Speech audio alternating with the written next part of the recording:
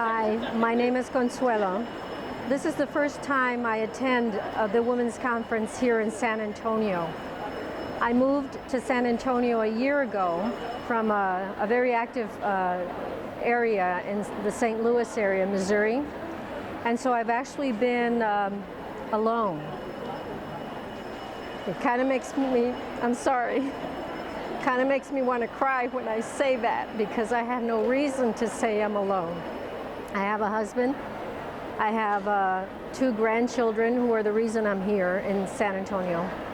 And I have a very loving, wonderful family. But spiritually, I have not been active here in San Antonio as I was in the St. Louis area. And so in that respect, I've been on a boat by myself. It's been partly, mostly my fault, because I haven't felt that I want to give my time away from my family because they need me so much. But I did decide that I would come to this conference as a spiritual feeding that I knew I needed. And it's so funny because I sat last night in the very back, not knowing anybody, and feeling rather mean. I hate to say that, but feeling rather mean. And as women passed by, I felt no connection to them whatsoever. I even didn't want them to sit next to me. And 2 women sat in front of me, and I thought, well, really? There's so many empty spaces. Why are you sitting there? I didn't say that, but I thought that. And I had the audacity to get up and move to another area where I would be alone again. And of course, in a conference with over 2,000 women, you're not going to be alone, because God has a really good sense of humor and a good plan. And so women sat all around me, except for the 2 spots next to me, one because it had my big giant purse, and the other because my big giant purse overflowed. But something tugged at me, God tugged at me and said, Consuelo, I've taught you better than that. So I moved my purse and I invited 2 women that looked lost to sit next to me. But I still felt unconnected. And as I listened to the first speaker, she made me laugh. She shared how she had been tormented and how she finally came to realize that those torments that she went through caused her to turn into herself. And she came out of it through the help of Christ.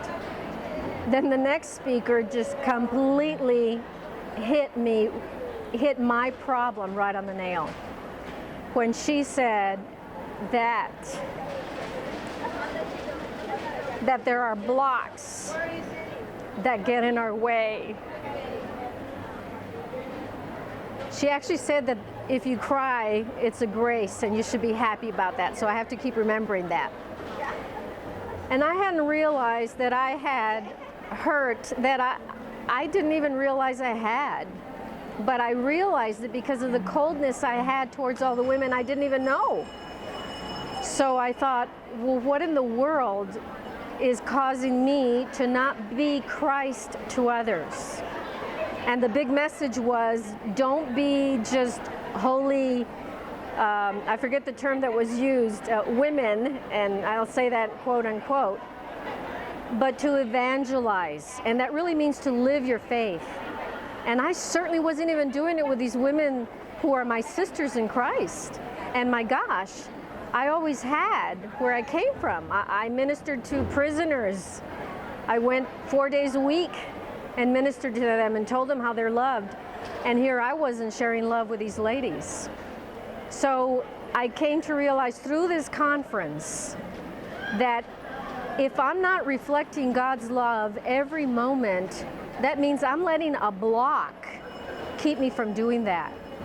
And so last night when I went to bed, I prayed, Dear Lord, please remove any block that keeps me from shining your love to others.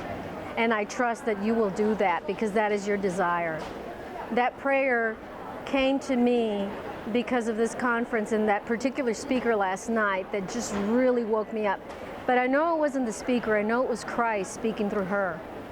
So I thank God for the women and men that worked to put this conference together. I thank God for those who have sponsored it and helped it to come to fruition. And I thank God for my wonderful, loving husband who always supports anything that I do. And so that's my story, and I'm sticking to it.